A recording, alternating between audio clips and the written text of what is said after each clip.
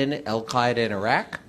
I was in Iraq between 2000. I started there in 2003 and served until 2010 with 20 months off for good behavior when they made me ambassador to Algeria, but then Condi Rice sent me back to Iraq again. So during that time, this guy, who's now the president of Syria, that's him on the left in his al-Qaeda guise. And he was a senior al-Qaeda commander up in northern Iraq in a city called Mosul. For Americans who were in Iraq, you might remember Mosul was one of the worst, nastiest places. The State Department actually lost 5 diplomatic personnel in 2 different car bombs up in Mosul during that time, and hundreds of American soldiers were killed or injured up in that Mosul area by this guy and his fighters. So starting in 2023, a British non-government organization which specializes in conflict resolution invited me to help them bring this guy out of the terrorist world and into regular politics.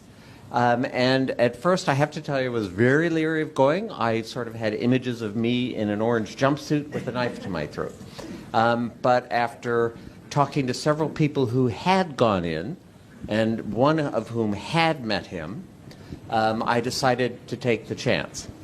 And so the first time I met him, this guy's name is nom de guerre, was Abdulkader Jolani, but his actual name is Ahmed al-Sharaa, which he only revealed to the world after he captured Damascus in the Blitzkrieg of December 2024, about 5 months ago. First time I met him, I sat down next to him, and I'm literally as close as I am to Roy, and I said, this is all in Arabic, I said, never in a million years could I imagine that I would be sitting next to you. Long beard, in fatigues. And he looked at me, he speaks very softly, and he said, Wallah ana, me neither. And we went on and actually had a pretty civil conversation. I share this because he said something which really piqued my interest. He never apologized for the terrorist attacks in Iraq or in Syria, although there were many fewer in Syria. Never apologized.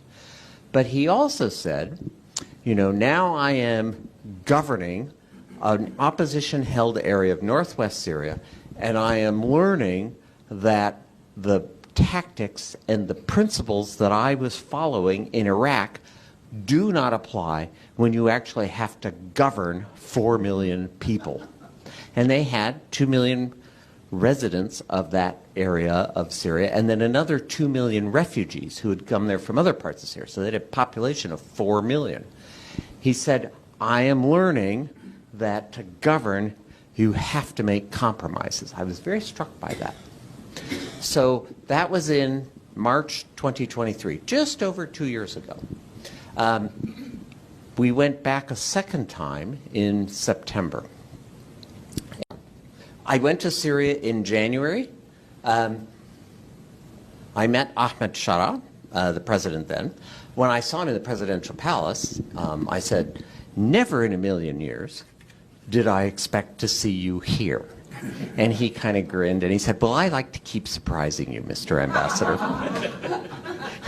He has a sense of humor. I don't normally think of al-Qaeda as having a sense of humor.